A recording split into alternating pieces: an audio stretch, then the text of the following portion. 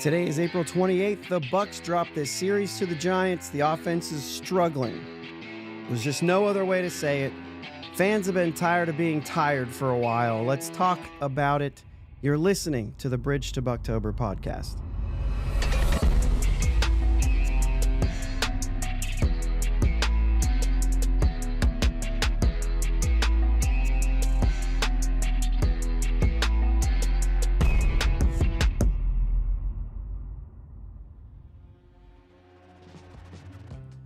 Yins guys, thank you for listening to the Bridge to Buctober podcast, where we talk all about them Pittsburgh Pirates and that.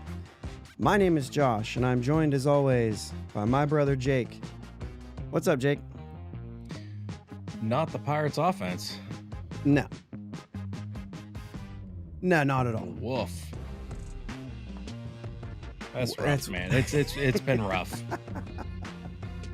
He said woof. Yeah, I mean, game 2, 7th inning, first run scored. Is that how it went? Yeah, I think so. Gotta love that. Gotta love that.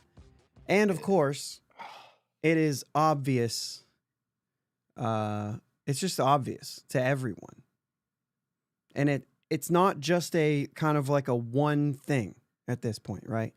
It is the offense. Yeah. And we've talked about 10,000 things. And you talk about, oh, maybe this hit will spark the rest of the offense. Yeah. Maybe this hit will spark his offense. Maybe this is the one that spark. Bro, nothing's sparking anything. Yeah. It's hit and miss, sporadic, just like my internet connection usually.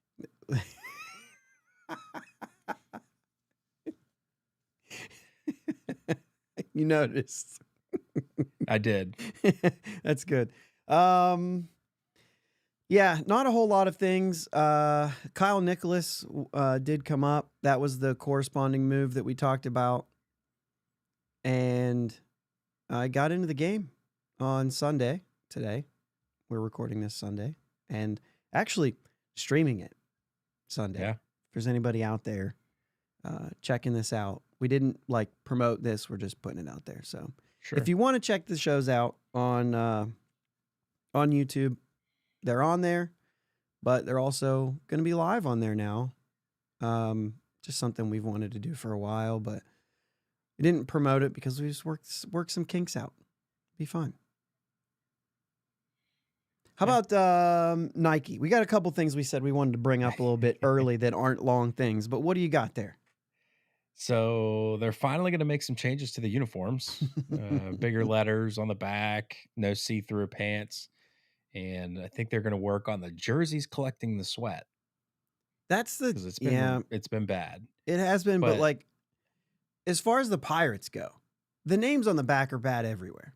Yeah. But really the gray and gray is the only time I notice anything. Yeah. Right? That's one of the fixes. Yeah, the grays. Yeah. But it's just funny because the article's super short on The Athletic, right? And let me see, this is entirely a Nike issue, Sunday's memo. And it's a core that has happened at Nike innovating something that didn't need to be innovated. My favorite thing is towards the end. It says, Nike's position has essentially boiled down to nothing to see here. Players will need to adjust. What? No.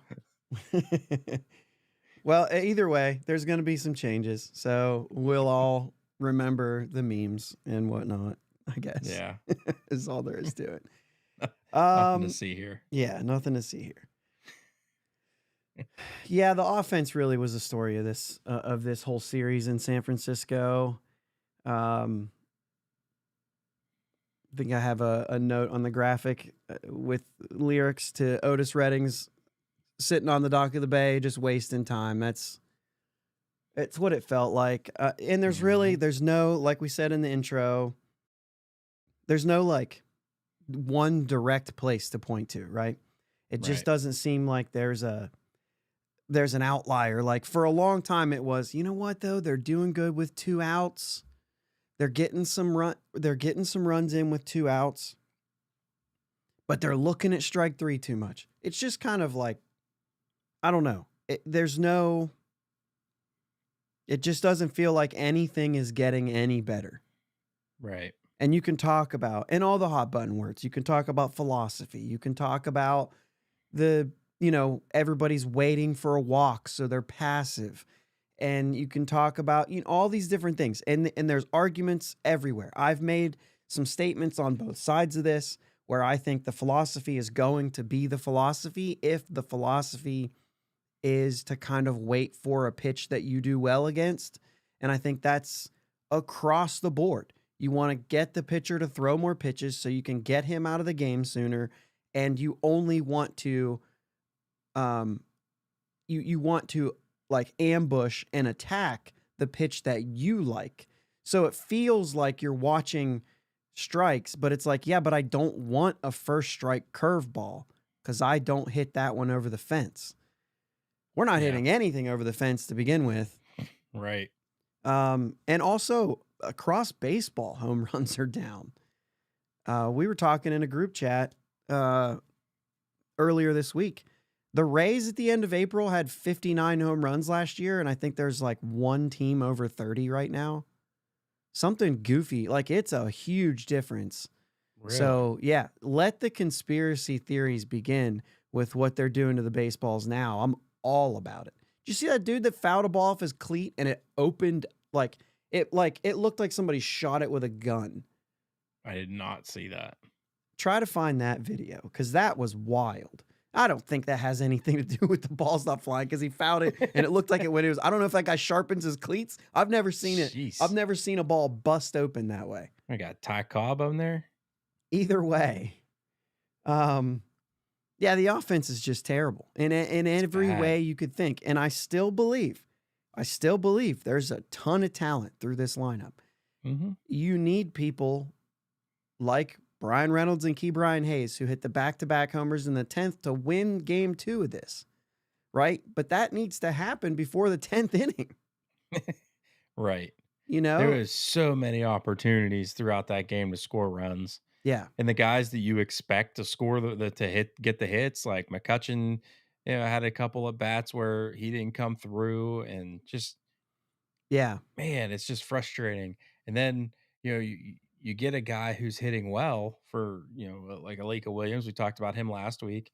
He comes up with a situation where he might, and I still, even though he's hitting well, I'm still like, well, crap. Yeah. And, he gets out. Yeah, I made a comment too. It's tough, man. Yeah. So if you didn't listen to Friday's show, the weekend, we talked about the production that we're getting from like unexpected places, like Alika, like Joey Bart, and like Bailey Falter. And so like getting these like unexpected guys who are actually playing really well. And I had mentioned like, hey, if change of scenery is literally the like what turned Joey Bart into what we've seen for however long, then maybe we should just leave him in Pittsburgh and not take him to San Francisco.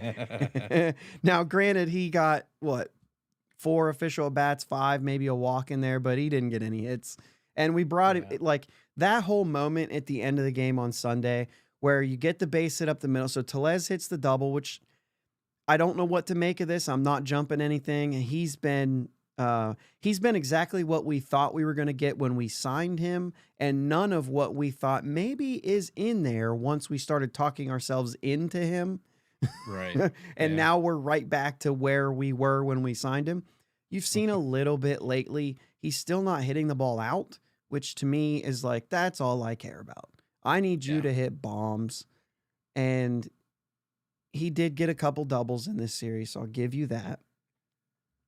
But like his double in the 9th, and then the Triolo base hit. We're watching this. It's all with 2 outs. And I looked at Katie and I was like, I'm not excited because it's the 9th inning. This would have been a big single to score a run if it was the 7th inning. But the fact that it's the 9th with 2 outs and Doval on the mound, like I was actually surprised Triolo got a hit. You can get to Doval with a lefty. you can't get to him with a right-handed hitter. Like, it's almost impossible. So, like, the other night we pinch hit Tellez against him, or I think is what it was. And they're like, really? And I'm like, dude, it's just better to put a lefty up there. I don't care if it's Steven Brault. It's better to put a lefty up there than it is a righty. You know what I mean? Yeah. And that's just kind of the way it goes sometimes. So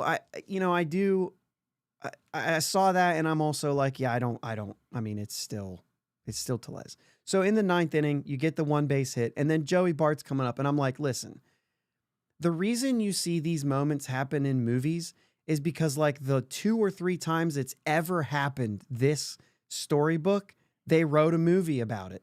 So if you would have saw a base hit, it would have been in a movie somewhere. It wasn't going to happen. And Bart check swings a ball to the shortstop and the game's over. It would have been sweet, right? But it would have had, I guess, been a 2-run homer to take the lead in order to make a movie, but it just wasn't going to happen. You take a guy back to a place where he's got a lot of ghosts. Sometimes it does the reverse effect, and I hope that it doesn't, because Bart has been okay.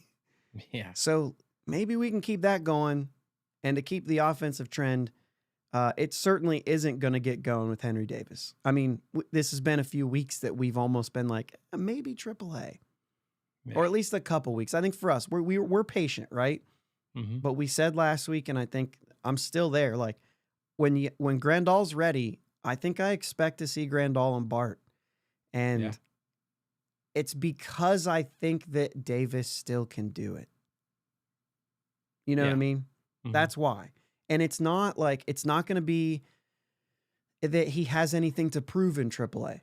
Because some people say, like, he's got nothing left to prove there. He can hit there. Yes, but I just need him to hit there so that he can get hot, because I don't want to go through those motions here. And then for the player, I guess if you're thinking of that, you can say, well, let's not tank your average and give you a chance to bring it back if you struggle for another 3 weeks. You know what I mean? Mm-hmm. But not only that, you're actually trying to win games. This isn't 2021, 2022. You're actually trying to win a game. Mm-hmm. So yeah, I think there's going to be something done soon. I would think with Henry Davis. Yeah, you have to at this point. You just have opportunities that, I mean, I don't even care if you get out, if it can be productive, and it can't be. Mm-hmm. He can't hit the fastball. It's just impossible. Yeah. So. Yeah, you got to send him down at this point. Well, as soon as Grandal's ready, which he's caught a couple games now and hasn't had any issues to note, so could be soon. So, I'll go ahead and take a second here. We do have some chats here. Guys, sorry, I don't have a way right now to just click them and put them on, but we'll read a couple. Mike, we got Rowdy Tellez is going Rowdy Van Tellez. I think that's a Van Meter reference. I don't like it only because we had Van Slyke here and he was awesome. So we got to figure something out there with the Van Tellez. Maybe like Tellez meter, or they got to figure something out. And of course we can't go Josh. Right. Obvious. Bus Davis. Yeah. I mean, I'm not there yet. It's just not enough, but it's there. Mason Miller was brought up here. Definitely. That's something we're going to talk about when we talk about the A's. Here we go. Dave White says, when are the Fire Haynes chants going to start at PNC? Hayes, back to the same old ping hitter, Hayes.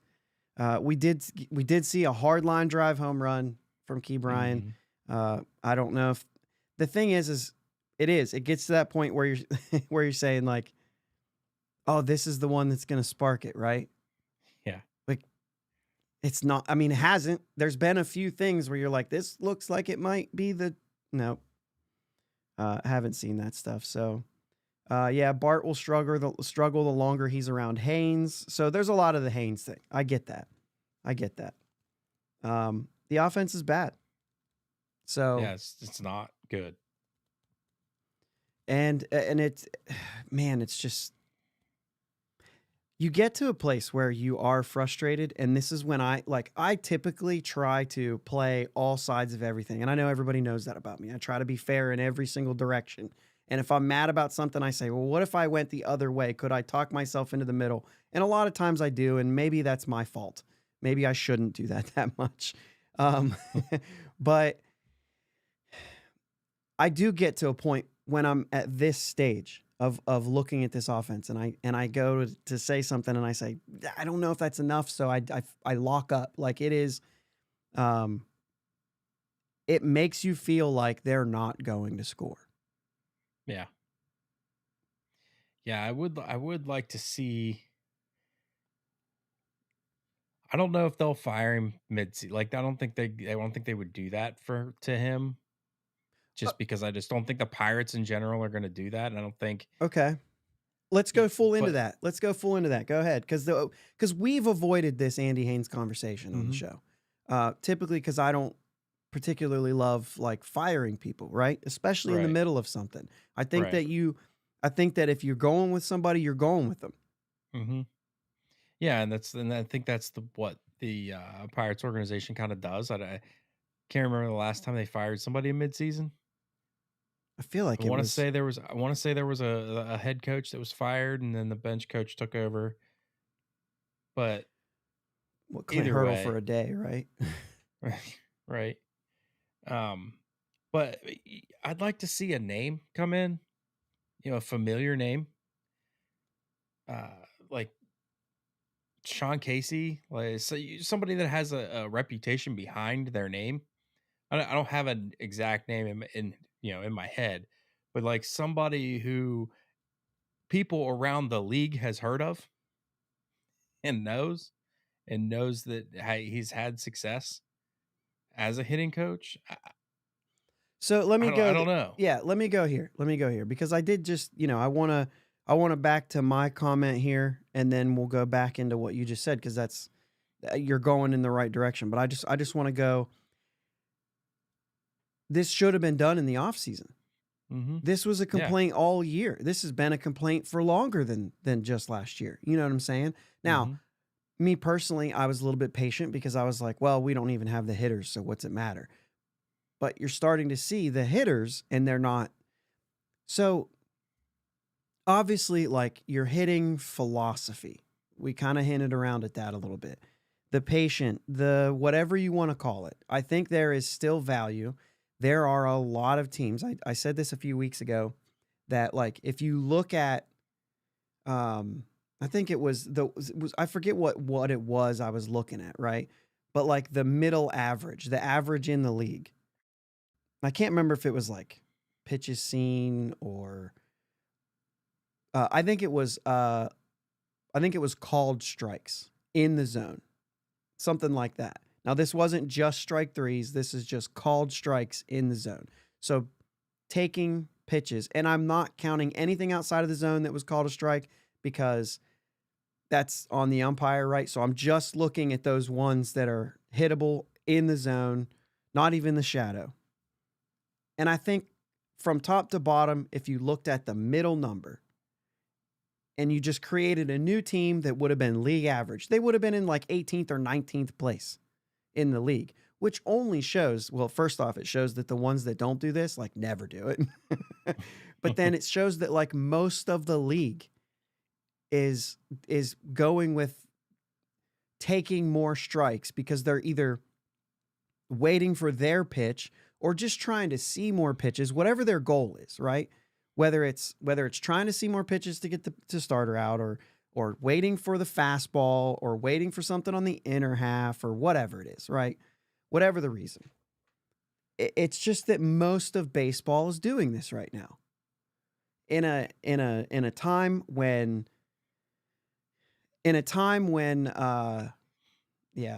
lost that train of thought there. In a time when pitchers are on strict pitch counts, it doesn't matter if he's rolling. He gets to 85, we know he's gone. Let's just let him get to 85. Meanwhile, in the fourth inning, when he gets to 85, you feel like you've done a great job. You have 0 runs. Right. Right? And you've had base runners all over the place if you can't cash them in. And that's the problem. That's the only reason that this approach for the Pirates is not working because we're not driving guys in. We're getting them on. We're not bringing them in. So the problem is bringing them in. But the problem with me right now, as we go into exactly what you just said, because you started talking about bring somebody in. The philosophy in general, that's going to come from Sherrington. That's going to come from Derek Shelton. So I still don't think the next guy you bring in, he's going to be a guy who thinks the same way. And it's not horrible. I don't know that it's the philosophy, it's the execution. It's the Exactly. Go ahead, because it's the hitters actually being able to do their job. And when you're not able to do your job effectively, you need somebody there to help you do your job effectively. Like, hey, I'm not getting it done. What do I need to change? What do I need to do to be able to get my job done? Oh, you need to do this. Your hands are you're doing this and figure it out. It just doesn't seem like he's helping anyone. He's just going through the motions. That, to me, that is the reason. It's not the called third strikes. That's on the hitter. There's never a time when the take sign's on with 2 strikes. It just doesn't happen, right? It's not the called third strikes. That's on the hitter. It's not even really just the patient approach in general. It's not the high strikeouts. It's not the swing and miss. When you swing, it's your job to hit it. What it is when these guys aren't going good, who's there to fix them? Who's there to get them going? That's a hitting coach. Yeah, and I do want to throw this out there too. If you're looking at Andy Haynes during the game and trying to figure out what he's doing during the game, nothing is the answer, and he shouldn't be doing anything really in mid-game. There's not a lot of things you can tell hitters in the middle of a game that can all of a sudden things click. Now, sure, you can be talking with them a little bit, but when you're in the game, your natural ability needs to take over. All of your practice swings, all of your work that you've put in not during the game should just come out. You work with hitters right in BP. You work with hitters in the cage, pregame, days off. Like, I get it. You're not really gonna do a whole lot in game. Sure. But there are things you can. You can look like you care. He definitely has one of those faces. It looks like he doesn't care. I'm not gonna say that. I'm not gonna say that he doesn't because the looks on his faces. I mean, he does have that face though. Yeah. But that's not it. But yeah, I mean, the thing is what have you done for any of these guys? O'Neal Cruz is an elite talent. We're not gonna sit here and say he's not. Henry Davis might be beyond this right now. He needs time. I wonder if Henry Davis is spending too much time on catching. By the way, kudos to you, Henry. You got your first caught stealing of the year for any Pirates catcher today. He's been throwing the ball hard. He's just been throwing it high. He finally got one down. We got a guy. So it's about time. So, I don't even care to really speculate who it is. I think if it is a guy like Sean Casey, I think that's pretty clear. He didn't want to do that this year. And if so, it would be a scenario like that, like he did with the Yankees, where it was like, I'll fill in until the end of the season so that you can find somebody. But yeah, like I said, I'm not going to I don't care, actually. I just need somebody. There was a guy that used to work for the Pirates that fixed Key Brian Hayes. And then something happened to him. I don't. And fill in the blank. Everybody knows. So before we go on to maybe bringing up a couple bright spots here, okay, I do want to say Dave White said he thinks that Henry Davis will be a star, but needs to go to Indy. And Bucko Mike brings up against Mike. I knew it was Bucko Mike. I didn't want to say. I'm always like worried I'm going to call the wrong person the wrong thing. Thanks for pointing that out. Said his hand was hurting after the foul ball off his hand, which maybe is another conversation about Henry Davis never protecting his hand and whether that's normal.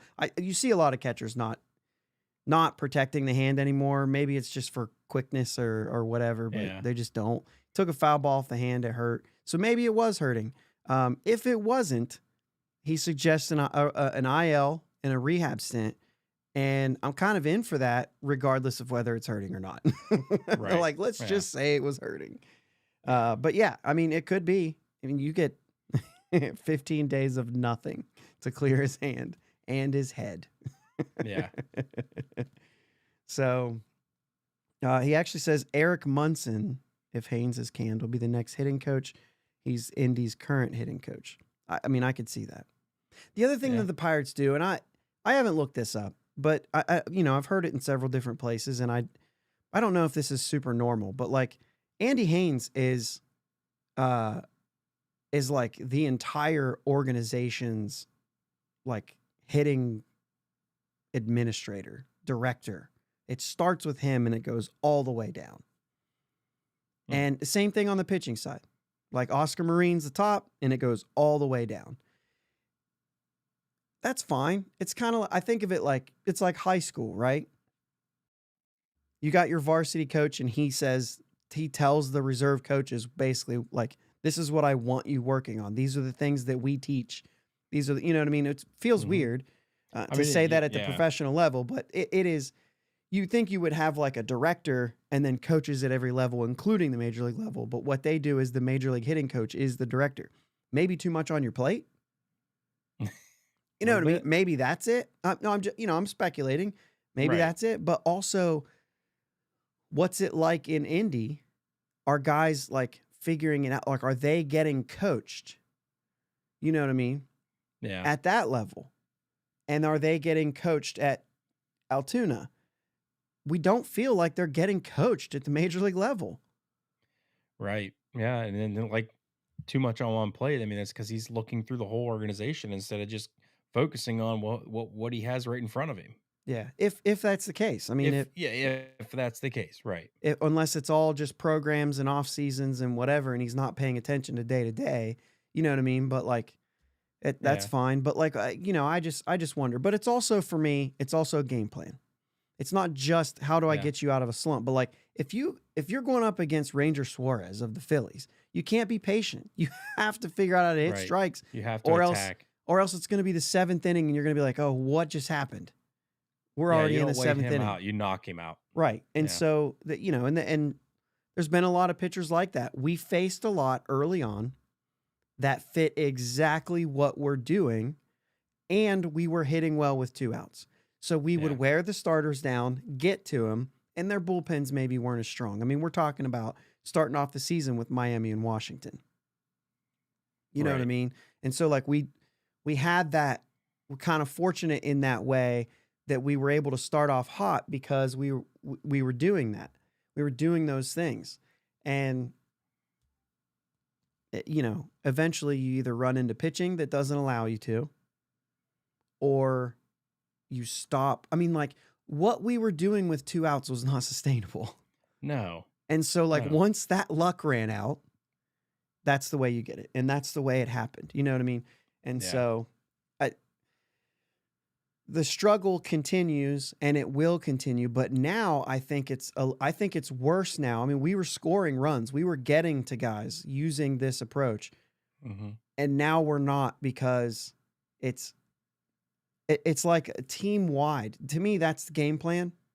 If team-wide everyone is struggling, that has to come down to game plan. Like, there's not anybody that can get hot at any time. And we're not hitting any home runs. So it's not like you can say, well, we've got a pitching duel out here. It's the first team to hit a 2-run homer is going to end up being the team on top here. You know what I mean? Or at least the last team to hit a 2-run homer or something like that. You know what I mean? Because of the low scoring games, a lot of times there's not a lot of base runners, and it's going to be who hit the big home run. Solos aren't going to lose you or win you a game. But you know what I mean? Unless the other team or our team scores nothing or 1, right? 2 solo shots back to back against Jared Jones today, and that was enough. I mean, technically in the end it wasn't, because they had to get that one more run, but because of the Triolo single in the 9th. So I guess even then, 2 solo shots didn't win a game. Right. So let's go ahead and go into that, because we had 3 good starts.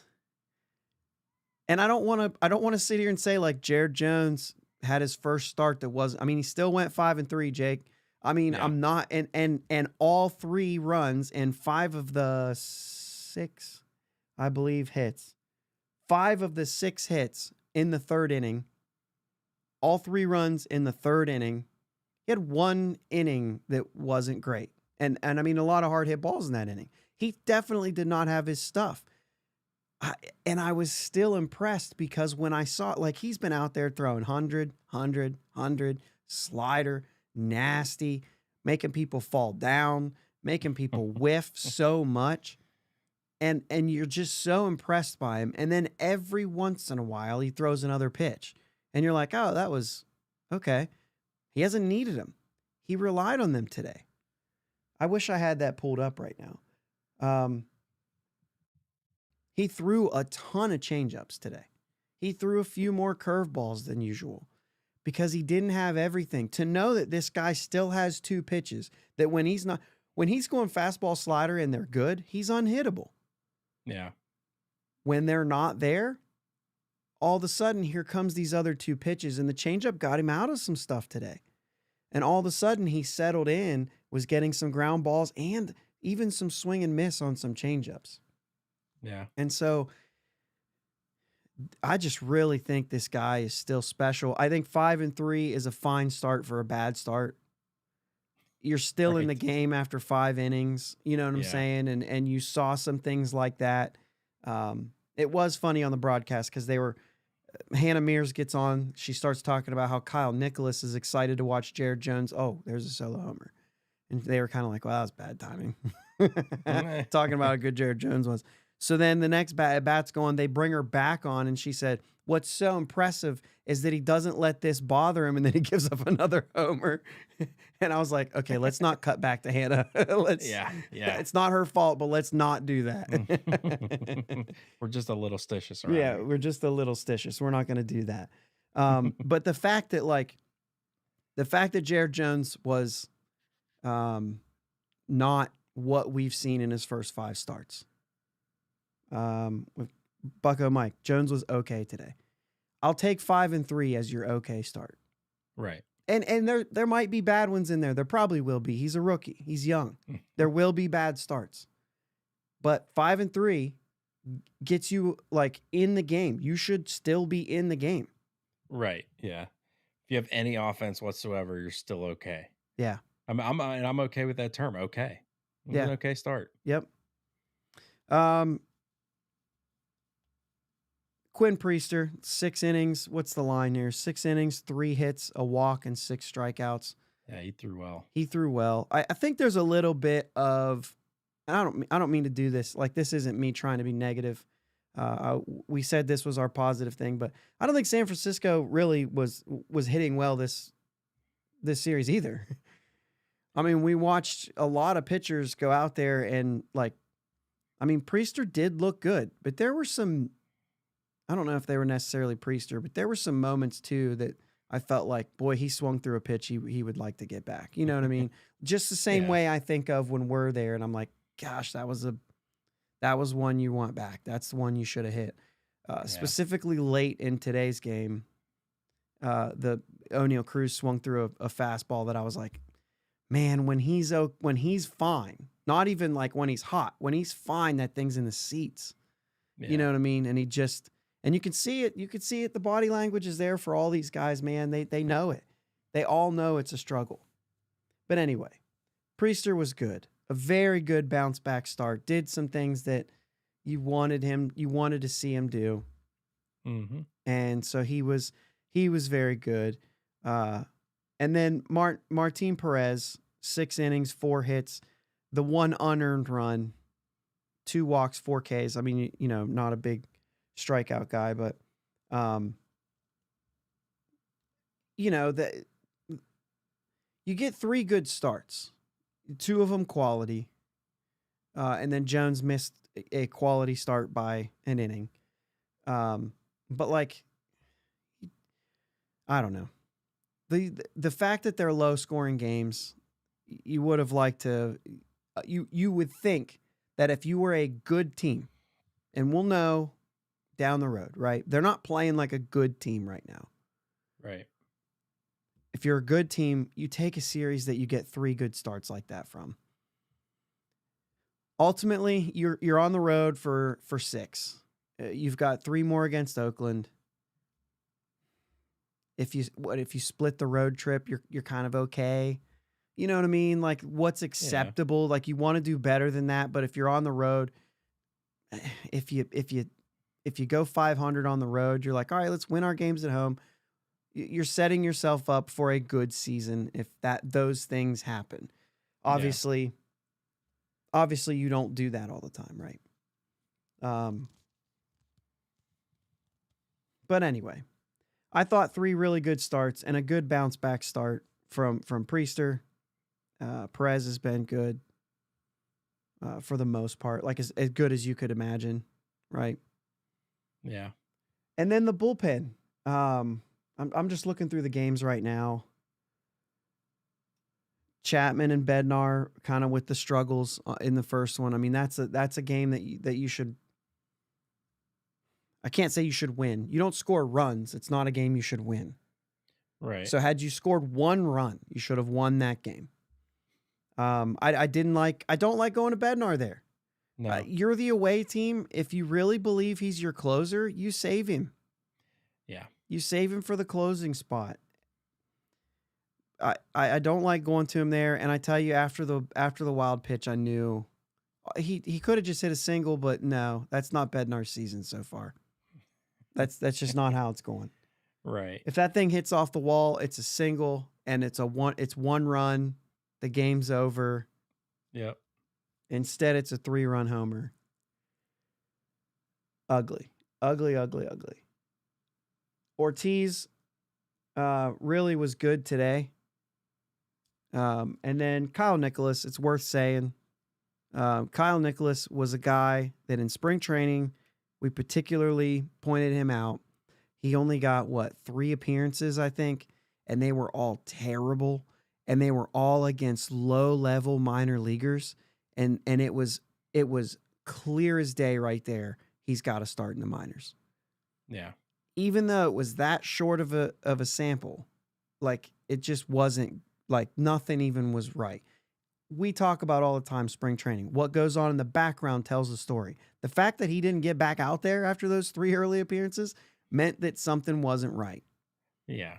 He goes down to Indy. He starts off still walking guys, but getting strikeouts. So he was like, his first 5 innings or so were clean, but there were some walks. But then we checked back in, and I was like, hey, the walks are slowing down, and the stuff is still there. I don't think he gave up a run in AAA unless he did after I looked the last time. He gets the call and looked about as good as you could want him to today. Strikes out 2 of the 3. Super good inning for Kyle Nicholas, and really a bright spot. I thought for sure Majinski was on his way. Yeah. Yeah, me too. So that tells you something there too, right? Yeah, just more depth. But also about Majinski. Like, why is he not here yet? Yeah. You know what I mean? You came into this year saying like, oh, Moretta, Majinski, Holderman, Chapman, Bednar, like this is going to be nasty. Moretta's down. Chapman's a roller coaster. Bednar's not been good. Majinski was and Holderman were sick.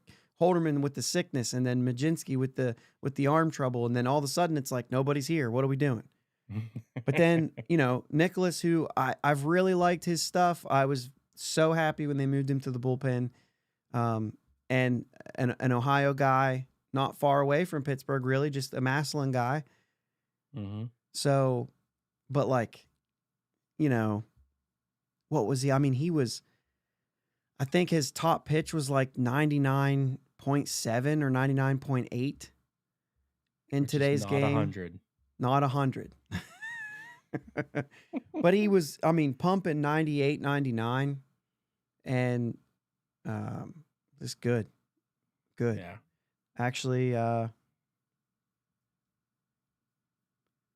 guess Bucko Mike says his velo is around 94 right now, Majinski. So he's down. So there's still something there that they're probably working through. But yeah, he was throwing gas. So Yeah, I mean, I like it. If you remember back in the show days, when we used to play shows, we were playing in the band and everything. We played a lot in the Massillon area. Mm-hmm. So, and Brock, who was on this show, who listens, and he was in our band. He's from the Massillon area there, so that's why I don't know. It kind of feels like a local guy that way, right? So, local. I mean, when you talk about Major League Baseball players, he is. Right. So, talk about that. So, I kind of root for Nicholas there, just for that simple reason. But anyway, so I mean, like, Giants aren't crushing it right now. No, but I feel like you're better off pitching well against teams who maybe aren't the best lineup than you are giving up a ton of runs to them. So kudos though, still, right? Kudos to the pitching staff for that. They still have a lot of potential through that lineup too. Like, that home run that Soler hit off Bednar, like, dude's gonna hit home runs. It's what he does. You know what I mean? Yeah.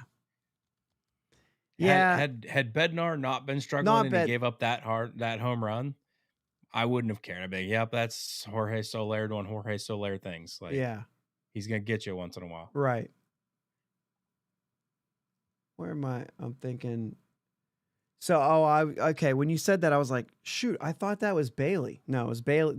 Bailey was the first I'm talking about the one he got the save. The one he got the save in. Yeah. Oh, absolutely. And and you could. Sometimes you throw a pitch there that you could.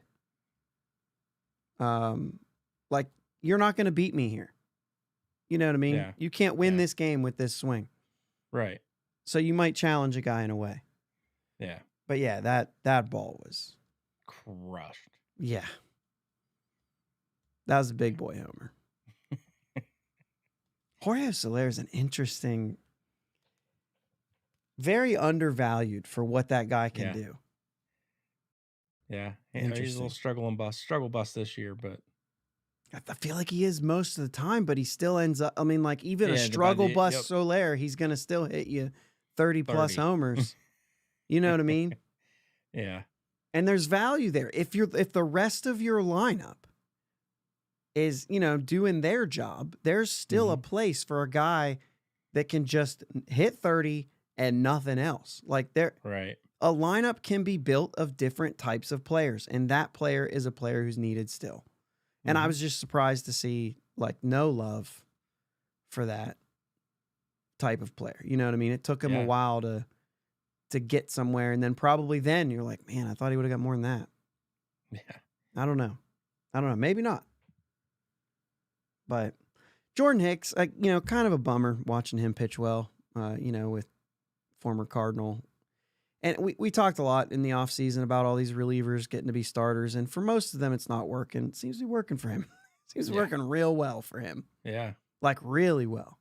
Yeah, he's took his velo down a little bit and stretched himself out. Yeah. But it's there if he needs it. Yeah, it's crazy. 159 right now. 159 ERA for Jordan Hicks. Yeah. And who's the guy? Who's the guy in Atlanta? They just moved him back to the bullpen, right? Did they?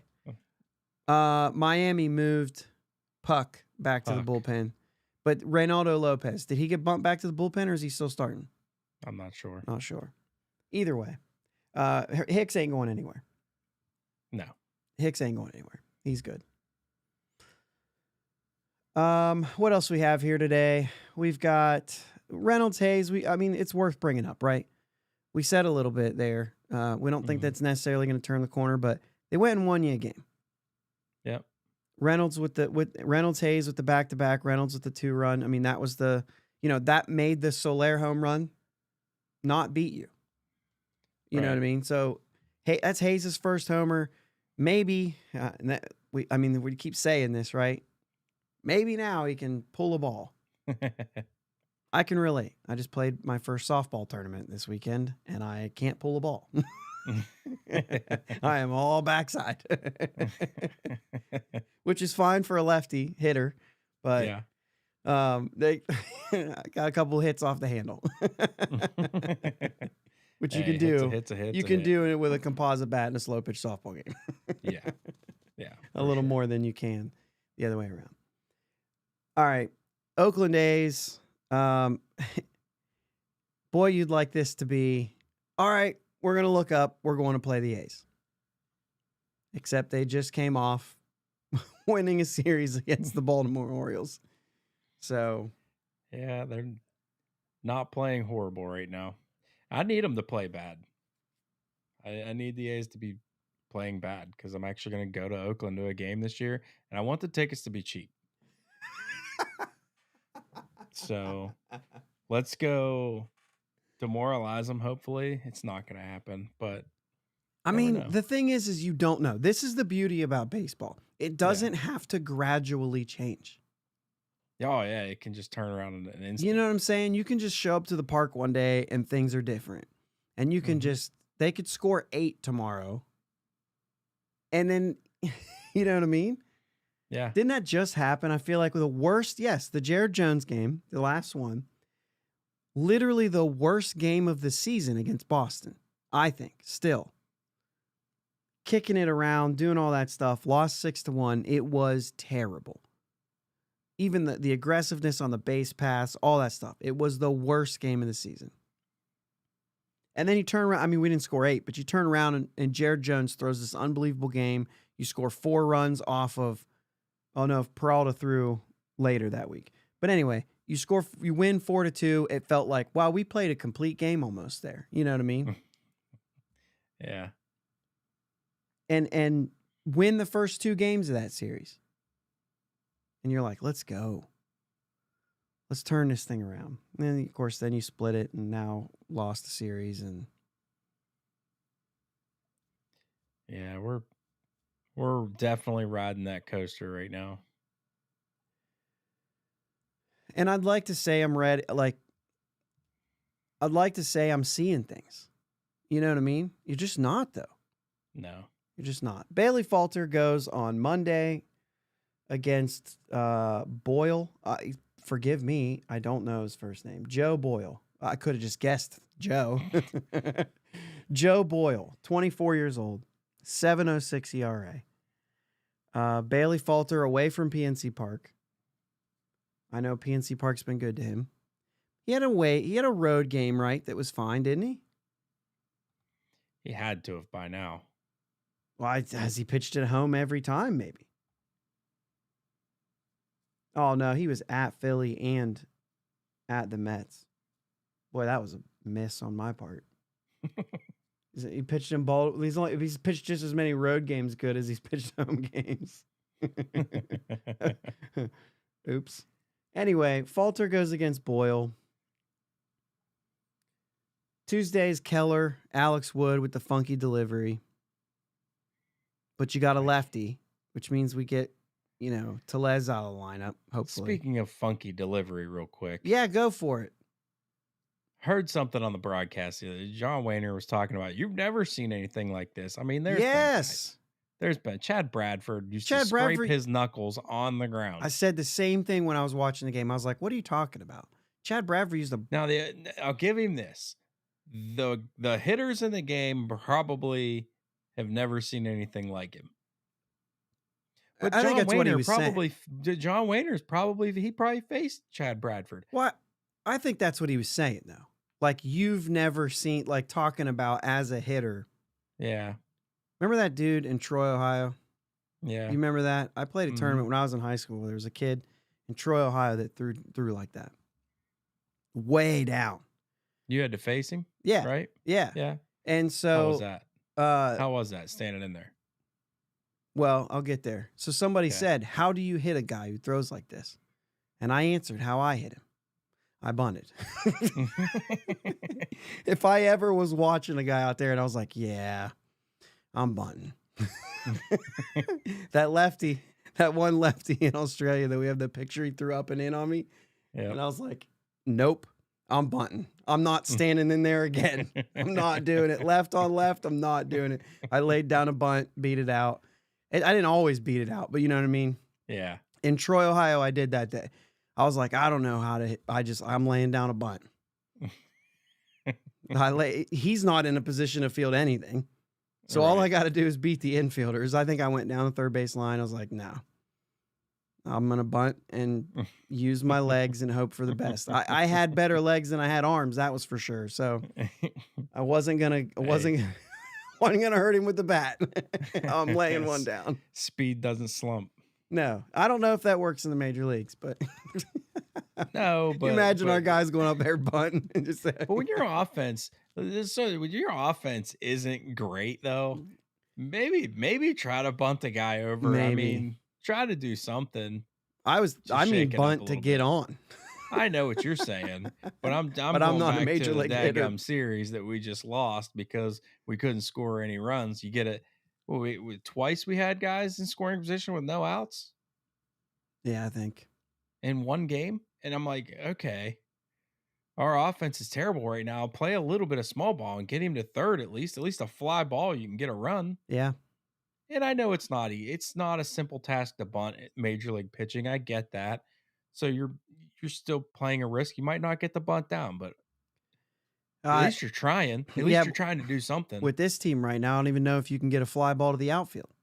Touche. I don't know. Anyway, Keller going up against Alex Wood. Keller's been Keller. I still don't know what we're doing here. The ERA is bad, but he's going to go 5 innings. They say he's going to go 5 innings. Hey, I think innings are value, right? I really do. And I think that it won't stay 5.14, which is what his ERA is right now. It won't stay there. It will go down from there. But if it's like a 4.50 ERA or somewhere in between a 4 and a 4.50, like the contract he just signed is there. Like that's what you're paying for. If he gives you 180 innings, like he's still worth that money. Do I think it's too much for a pitcher? Probably a little bit, but in the same way, like, dude, if Jack Flaherty just got that money, and I haven't looked at his numbers lately, but I mean, he just got more than that. So, yeah. But Alex Wood, a 6.59. And then Wednesday, it is Wednesday, right? Yeah, we have Thursday off. Oh, yeah, because we're coming back home. Wednesday is Priester coming back, and he's facing Ross Stripling, who's 0-5 with a 4.98. I think Ross Stripling is still a good pitcher, though. I think, you still are going to have a little bit of a battle there. Yeah. But either way, you're not running into this is funny because I said this before we hit record, and I said you're not running into what's his name, and I already forgot it again. What's his name? Blackburn. Yeah. You're not running into him, and then I looked and I was like, oh, he got shelled his last 2 times out. Sweet. So maybe we do want to run into him. So I don't know. There's a plethora of issues right now with this team. Ultimately, I still think this is a good team. Yeah. And I guess maybe that comes from, and I said this on Friday, it comes from the fact that, like, I expected this team to win around 80 games. And I picked them to win 78 because I kind of figured there's going to be some ups and downs. And they're still right there. Like, they're, you know what I mean? It's not like we're like, yeah, but we got to catch up to that record. We don't. Like, we're there. You know what I mean? We're right around that 500 spot. Right. I think this team's going to get hot at different times. I think they're probably going to get cold. There's going to be another 6 straight losses at some point, maybe. I don't know. But either way, I still think that this team's a good team as far as, like, this team has good players, Jake. Yeah. And I think David Bednar's a good player. And I think we have a little more depth, too, waiting. Right. But I think that David Bednar's a good player. I think that O'Neal Cruz is a good player. I think that, Key Bryan and Brian Reynolds are still good players, still part of a core. I really do. Yeah. And so, the verdict's still out on Rowdy Tellez. Is he ever going to get back to what he was that year? I don't know. You know what I mean? But that's not a guy I'm weighing anything on. He's a placeholder. He's a 1-year deal. If it works, he'll never re-sign. So it's kind of like first base that's a black hole for this organization for quite a long time. So I mean, I don't know how you fix that without trying to move guys there. And they tried with Josh Bell, and you know what I mean? I just don't know. I don't know how you fix that. I mentioned Henry Davis before, and I'll stick to it. But first things first, he has to hit first. Right. And if he can't hit, then none of it ever matters. So, you know, but either way, there, like I said, so David Bednar's an issue. I think what we've got from Chapman, it might be close to what we kind of expected. That there was going to be games that he came out and you were just like, what are you doing? And there's going to be other games out there and be like, oh my gosh, this guy can't be hit. So I think there's just things like that. The offense is bad. The offense will figure it out. I think, hopefully. you know, I think almost all of them are going to, at times, be better than what you're seeing right now. Yeah. Almost all of them. I think you're seeing Connor Joe right now. That's who Connor Joe is. Yeah. If you play him part-time, he's a good player. If you don't, if you play him more often, he'll start to go for 4 more often. So, I just think, you know, I don't know most of the way through this, but I think that this team is better than they've been playing. Yeah. And I think that you're going to see as the season goes, there's going to be things that are going to be better. And there's going to be some, you know, some guys, maybe Bailey Falter doesn't last a while, but it's good that it's where it is right now. He's giving us a chance to win some more games early on.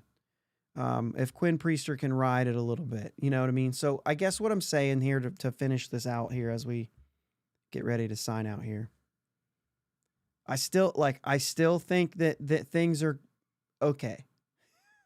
I'm frustrated watching this offense. I can't wait till it busts out.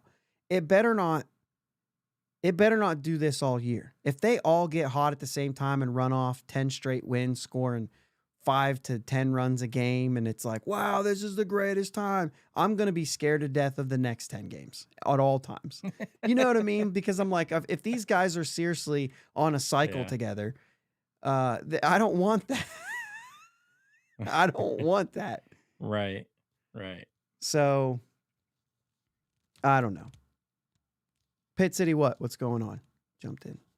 But I still think this team's all right. I just think they need to figure it out. I wonder if Andy Haynes is going to be the guy who gets them to figure it out, or if just natural talent and these guys working on stuff. It could be faster than this. The thing is we don't actually know what's going on behind the scenes. We don't. But there has to be something. When it is all through, you know the talent's there. Yes, there is somebody has to be held accountable. If you believe in your players on your roster, then maybe that's all it is. Maybe it's, you know, maybe just use it as a scapegoat or whatever. But the point is, something has. I don't know if they'll ever do anything in the middle of the season, but I don't think that we could yell it any louder. You know what I mean? Yeah. They need coaches.